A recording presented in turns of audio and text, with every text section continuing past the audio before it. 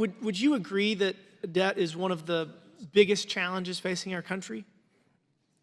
The president believes deeply in fiscal responsibility and put forward a budget. Director Young was here in front of House Budget testifying on the president's approach. The federal government is going to have to do more with less. We have to get our spending under control, and we got to grow the economy to create additional tax revenue to pay our way out of the debt that we're under. I appreciate all that you're doing to help save taxpayer dollars.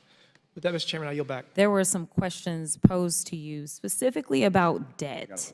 And there seemed to be a concern about the mounting debt. And I am going out on a limb, and I am going to ask you if you are aware of how much debt we added under the Trump administration, out of curiosity. If you don't know, I know off the top of my head, but something tells me you may know. I have an imprecise number. I bet you have the precise number in front of you, so I don't want to give you the imprecise number if you have the precise. No. Give me the imprecise. No, please. Well, I'm going off of my head, because that wasn't part of what I was supposed to say. But long story short, $8 trillion was added under the Trump administration. And so I think that it is important that we focus on making sure that we're keeping our debt under control, but I think it's also important that we're honest about how that debt is accrued and make sure that we don't continue to make the same mistakes. I know that the election was brought up, and there are those that are standing by their man, but they also seem to be concerned about debt, which seems like the two don't go together, because we know that their man actually is really good at running up the credit card debt for this country, because he likes to give tax breaks to his very rich friends, which means that we don't get as much money coming through the door when they are not required to pay their fair share. So I just wanted to make sure that we put that out there first and foremost. I recently was appointed to the Weaponization Subcommittee. And so I'm going to have plenty of long days ahead of me, kind of like what I have here on oversight. But the point of the Weaponization Committee was to have a conversation about the government being weaponized in a way so that people could somehow get some personal gain, because there's this theory that this administration has somehow weaponized the government. There is not this acknowledgement that the other guy just is a criminal, because that's just too hard to believe, even though he currently is sitting in New York facing criminal charges that were not brought by the federal government, but instead by state government. Nevertheless, so when I think about weaponization, I honestly can only think about Trump and his administration and all the work that he did to harm federal employees. So to be clear, Trump's 2020 executive order would have effectively gutted civil service job protections for workers across the federal government. Trump would have created politically charged firings of potentially thousands of federal workers and made these public servants subject to the whims of a political dictator and his posse rather than the adherence of the tenets of our Constitution. So let's be clear. Individuals pursuing public service do so largely because of their belief in government. I'm sure you can make a lot more money if you just decided to go elsewhere in private industry. A lot of us could, honestly.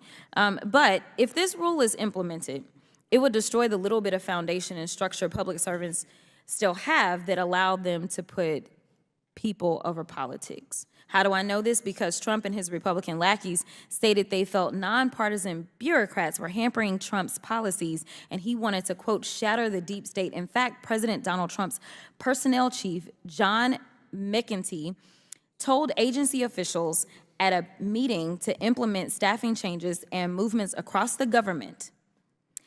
Mr. Chairman, I would like to enter into the record an article from Axios stating that Mr. John McEntee, a 29-year-old at the time, a former body man to Trump, who was fired in 2018 by then Chief of Staff John Kelly, but then rehired and promoted to head the Presidential Personnel Office, directed staff to identify anti-Trumpers and stated that they will no longer get promotions and will be shifted around agencies. Without objection.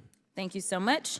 Now, Mr. Miller, can you tell us how the implementation of Schedule F would impact the morale and performance of all federal employees? Thank you, Congresswoman. This is a critical issue and a critical question. In the first week in office, President Biden canceled Schedule F. This is real for OMB. The vast majority of our staff in 2020 was being considered to move to Schedule F. I think this would have a debilitating impact on the basic performance of federal agencies. We already have a system where 3,000 different roles are for political appointees. Those political appointees are in leadership and decision-making roles overseeing their agencies. If we were to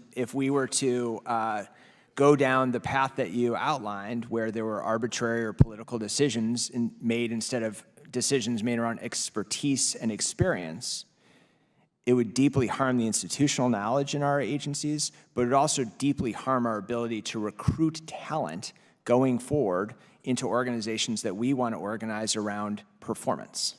Thank you so much for your answer, and I absolutely agree. My mother has worked in I don't know how many federal agencies since I was a little girl in elementary school, and I promise you, we have changed from Democrats to Republicans to MAGA, back to all the things. But I can tell you that she is so very qualified to do her work, and this would be devastating. Thank you so much, and I yield.